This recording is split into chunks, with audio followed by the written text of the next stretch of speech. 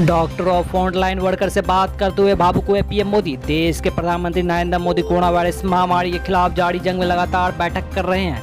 इसी क्रम में शुक्रवार 21 मई को पीएम नरेंद्र मोदी अपने संसदीय क्षेत्र वाराणसी के डॉक्टर, पैरामेडिकल स्टाफ और अन्य फ्रंटलाइन स्वास्थ्य कर्मियों से बात की। बातचीत के दौरान पीएम मोदी भावुक हो गए। पीएम ने कहा कि कोरोना वायरस ने हमारे कई अपनों को हमसे छीना है।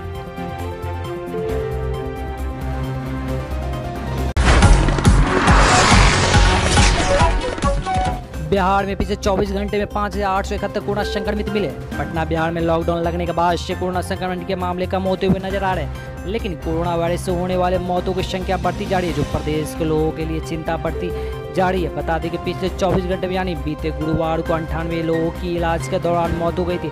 इसके साथ ही बिहार में कोरोना से मरने वालों की संख्या 4,241 हो गई है।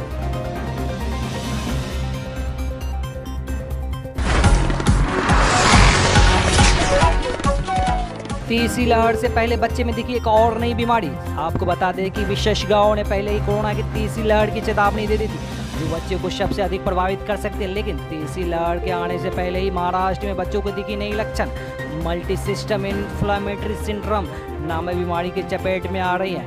यहाँ 2 से 12 साल के बच्चे इस बीमारी के चपेट में आ रहे हैं।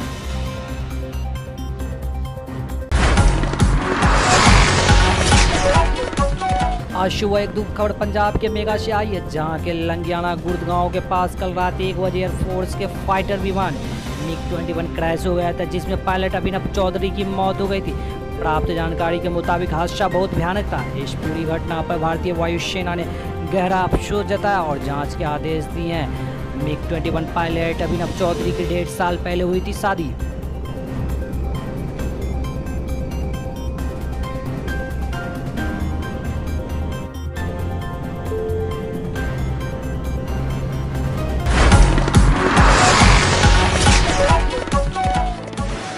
भारत के विदेश मंत्री एस जयशंकर अगले हफ्ते 24 मई को अमेरिका के दौरे पर जाएंगे। एस जयशंकर का ये दौरा 4 दिन का होगा।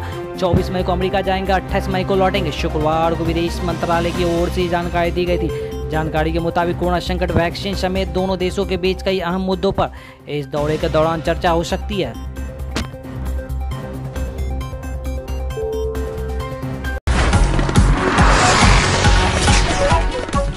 ब्लैक फंगल पर एम्स ने जारी किया जोड़ी गाइडलाइंस। एम्स के म्यूकोमाइकोसिस यानी ब्लैक फंगल का जल्द पता लगाने और उसकी रोकथाम के लिए गाइडलाइन जारी किया है। इस गाइडलाइन में कोविड-19 वार्ड में जोखिम वाले सभी मरीजों की पहचान कर उनकी ब्लैक फंगल की शुरुआती जांच करने को कहा गया। गाइडलाइंस में कोरोना मरीजों को खुद की जाँच करने के अलावा उनके देखभाल करने वाले को भी ब्लैक फंगल्स के लक्षण पर नजर रखने की सलाह दी गई है।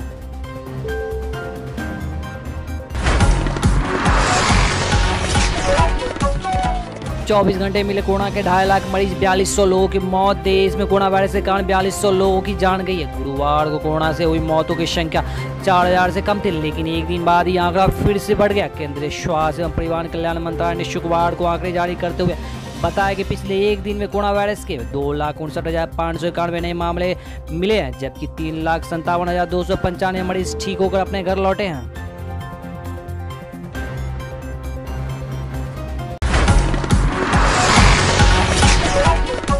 कोविड-19 से मौतों का बताएगा आंकड़ा वास्तविक संख्या से कम हो सकता है। WHO की रिपोर्ट के अनुसार WHO के एक अधिकारी के मुताबिक कोविड-19 से हुई मौतों का बताएगा आंकड़ा करीब 34 लाख है। वास्तविक संख्या से कम हो सकता और इसे अब तक 60 से 80 लाख लोगों की मौत होने का अनुमान है। बकौल अधिकारी इसमें रिपोर्ट न हुई और अस्पताल की कमी, आवाजाही पर रोक जैसे मुद्दों के चलते हुई मौत भी शामिल है।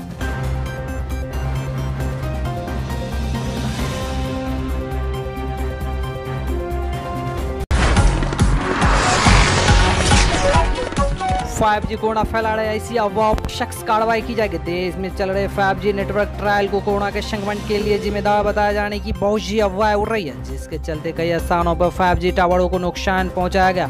हरियाणा में भी ऐसी शिकायत मिलने पर सरकार ने जिम्मेदार पर सख्त कार्रवाई करने का आदेश दिया। राज्य के चीफ सेक्रेटरी मुख्य सचिव विजय वर्धन ने इस बारे में अधिसूचना साझा की है।